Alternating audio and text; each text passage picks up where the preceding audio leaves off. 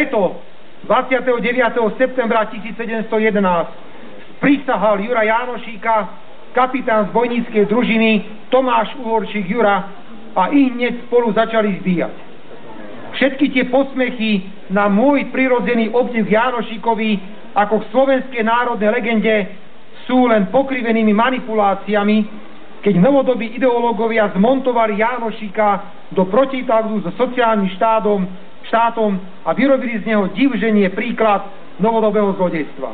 Chcem vám povedať, vážení priatelia, že je pre mňa česť, že mám v kancelárii ako predseda vlády Slovenskej republiky nádhernú plastiku s Jánošíkom a vždy budem na ňu s úctou pozerať a riadiť sa odkazom, ktorý nám Jánošík zanechal.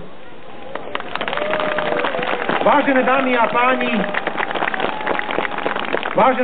páni, skláňam sa pred tým, aká je v nás, Slovenkách a Slovákoch, ohromujúca sila, že sme založili vlastný nezávislý štát napriek všetkým nástrahám v uhorskom mnohonárodnostnom štáte a napriek pasci výdatne živeného antislovakizmu.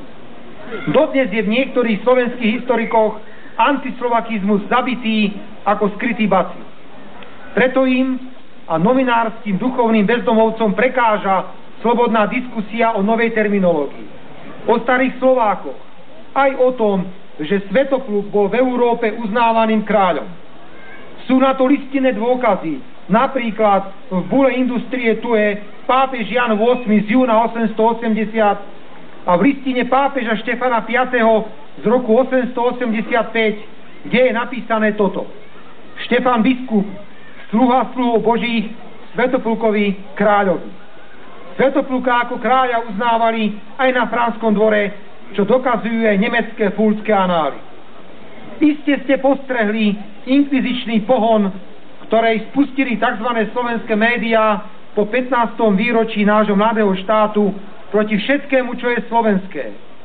Je to neeurópske stavať sa takýmto hanebným spôsobom vlastnej štátnosti.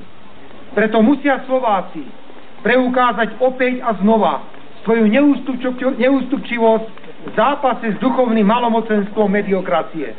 Nikdy som sa nebál kritiky, lebo je to pre politika svieža, priam životodárna voda. Ale nikdy sa nezmierim s vedomými klamstvami a polopravdami. Vláde odvaha nechýba a nechýbala ani Jurovi Jánošíkovi. Vraví sa, že odvážnemu šťastie praje. Je tu na záver aj jedinečný výrok vzdelanca a vedca bratislavského rodáka z Kúrie na Michalskej ulici Andreja Segnera, ktorý povedal: čo vznikne z odvahy, pretrvá. Volám všetkých občanov, štátotvorný národ aj menšiny do spolupráce pre blaho slovenského štátu, ktorý vznikol z odvahu. A volám na plné hrdlo. Majme odvahu ku skutkom. Ďakujem pekne. Ďakujem veľmi pekne predsedovi vlády Slovenskej republiky